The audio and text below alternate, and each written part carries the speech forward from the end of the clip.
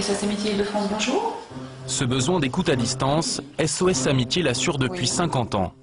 Depuis ses débuts, l'association a enregistré bénévolement 25 millions d'appels, plus de 700 000 par an. Ici, pas de thérapie, mais juste une écoute. Déprime, peur du licenciement, problèmes de santé. Avec la crise, les volontaires enchaînent les appels.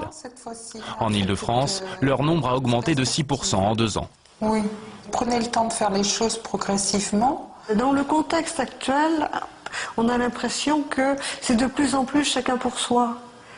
Et donc, il y a des lieux de parole qui ont probablement disparu, où on ne s'écoute peut-être pas de la même façon.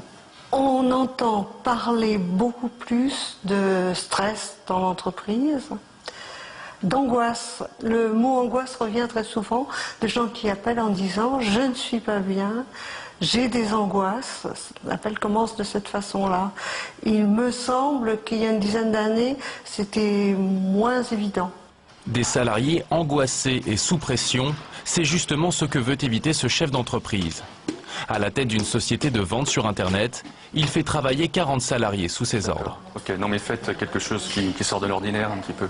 Pour eux aussi, la crise est passée par là. Alors pour éviter les déprimes en série, il a adhéré au club entreprise de SOS Amitié. Une sorte de pacte de bonne conduite avec chaque trimestre des ateliers de prise de parole animés par des bénévoles de l'association. J'ai senti un besoin et puis j'ai senti surtout que les affaires se durcissant, il y avait une nécessité d'être à l'écoute de mes salariés.